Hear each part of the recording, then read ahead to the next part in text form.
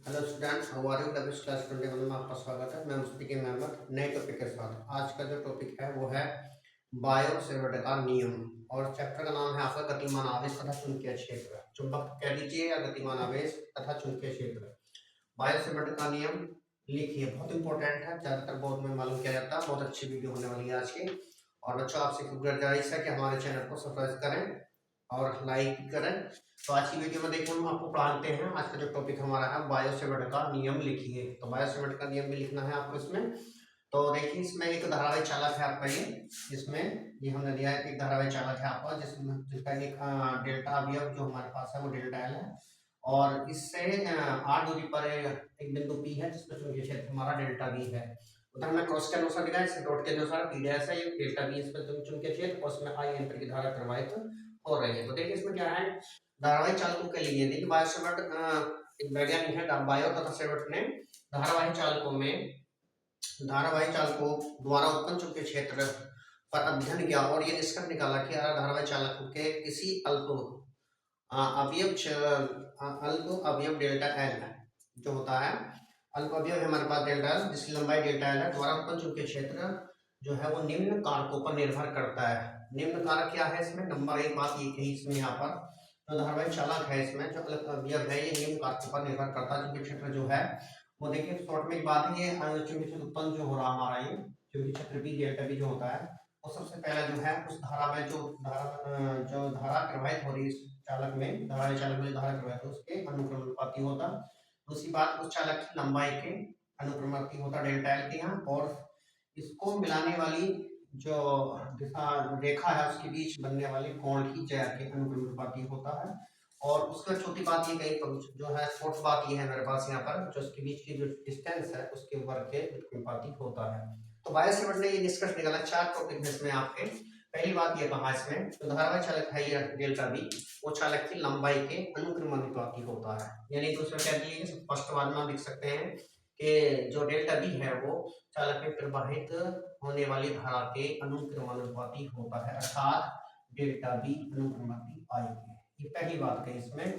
दूसरी बात ये कही इसमें यहाँ पर, धारा चालक में जो चुंबकीय क्षेत्र है वो उस चालक के अल्प अवयव डेल्टा एल की लंबाई के अनुक्रमानुपाती होता है। ये हमारे पास जो डेल्टा एल है ये छोटा सा अल्प अवयव है इसके, उसके द्वारा चुंबकीय क्षेत्र जो होता है इसके अनुक्रमानुपाती होता है।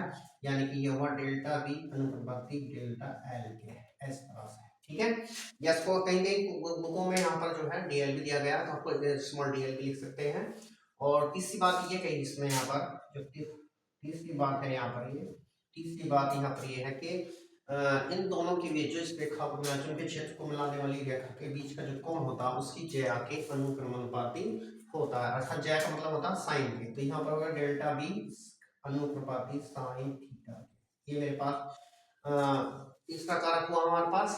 फोर्थ बात ये है इसमें, फोर्थ कंडीशन ये है हमारी, तो चुंबकीय क्षेत्र पर हो रहा है चालक में वो जो होता है वो इसको मिलाने वाली, जिसको चुंबकीय क्षेत्र या जो डिस्टेंस है बीच की दूरी, इसको मिलाने वाली दूरी के वर्ग के व्युत्क्रमानुपाती होता है, अर्थात हमारे पास होगा डेल्टा बी व्युत्क्रमानुपाती 1/r², यानी कि डिवाइडेशन वर्ग के होगा यहाँ पर। तो ये चुंबकीय क्षेत्र जो मैग्नेटिक फील्ड है ये चार बातों पर यहाँ डिपेंड करता है। तो ये बायो सेवर्ट ने चार बात यहाँ पर बताई। बायो सेवर्ट एक दो बायो और सेवर्ट दो वैज्ञानिक हैं, उन्होंने ये निष्कर्ष निकाला कि धारावाही चालक होता है, धारावाही चालक में जो चुंबकीय क्षेत्र होता है वो निम्न कारकों पर निर्भर करता है। तो चार बात ये थी कि ये जो चुंबकीय क्षेत्र होता है, जो हमारा मैग्नेटिक फील्ड है वो इलेक्ट्रिक करंट के प्रोपोर्शनल होता है। दूसरी बात ये है जो उसकी लेंथ है हमारे पास, जो अवयव है स्मॉल स्पेस हमारे पास जो दे रखा है उसके प्रोपोर्शनल होता है। दूसरी बात यह है उसकी जो ये चुंबकीय क्षेत्र जो होता है वो उसके बीच के कोण की ज्या के अनुक्रमानुपाती होता है। जो एंगल्स है, जो एंगल बना रहा है हमारे पास इसकी अनुक्रमानुपाती है और ज्या के। उसके बाद देखिए जो चुंबकीय क्षेत्र बी है, जो मैग्नेटिक फील्ड है वो उसके डिस्टेंस के वर्ग के व्युत्क्रमानुपाती डिवाइडेशन के हैं, डिवाइडेशन समानुपाती है, प्रोपोर्शनल है आपका। अब देखिए चारों नियमों को मिलाने पर हम क्या करेंगे यहाँ पे, चार कारकों मिलाने पर, चारों नियमों को मिलाने पर, ये कह लीजिए चारों कारकों को मिलाने पर, ऐसे भी लिख सकते हैं आप इसमें कि चारों नियमों को मिलाने पर क्या होता है हमारे पास, ये हो जाएगा डेल्टा बी अनुक्रमानुपाती I delta L sine theta upon r², ये मेरे पास आ जाता है। चारों नियमों को मिला दिया। अब इसको जो प्रोपोर्शनल है हमारे पास, जो अनुक्रमानुपाती है, उसको हटाने के लिए यहाँ एक कांस्टेंट राशि का यूज करेंगे हम यहाँ पर। तो ये हो जाएगा delta B equal to mu naught upon 4 pi I delta L sine theta upon R square. ये मेरे पास यहाँ पर बायोसेवर्ट की फार्मूला जाता है। अब यहाँ पर क्या है, म्यू नॉट अपॉन 4 पाई कांस्टेंट है यहाँ पर, बट हियर यहाँ पर इसकी जो वैल्यू होती है mu naught upon 4 pi square टू जो होता है वो 10 की पावर माइनस की 7 होता है आपका, 10 की पावर माइनस 7 ये इसके बराबर होता है आपका, लिख सकते हैं। अगर यहाँ पर मान लीजिए म्यू नॉट अपॉन 2 पाई लिखा जाए तो यहाँ हो जाएगा 2 इंटू 10 की पावर माइनस की 7 लिखेंगे आप।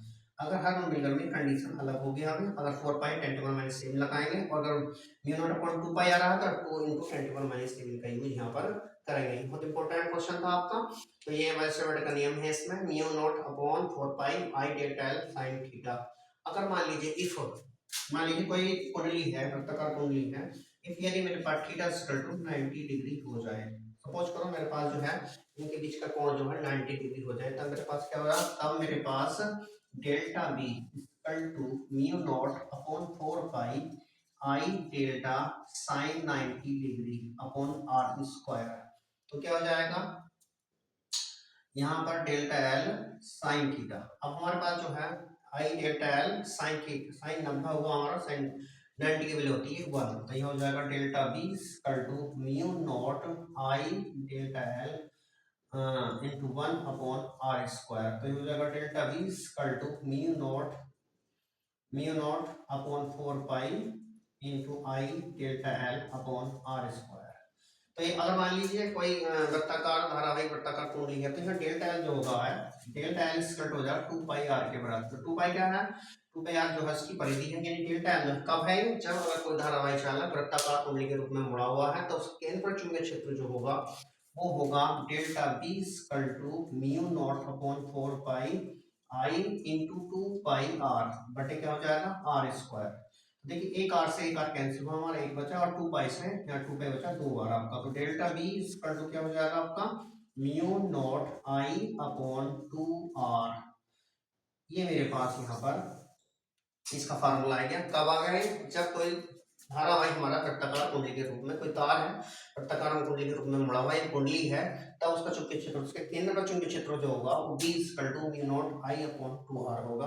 तो यहाँ पर मेरा एक क्वेश्चन पूरा कंप्लीट है। बहुत इंपॉर्टेंट क्वेश्चन, बोर्ड में ज्यादातर मालूम किया जाता है, और इसको ज्यादा से तैयार करें कम समय में। बहुत सिंपल सी तरीके से मैंने इसको बस समझाया है।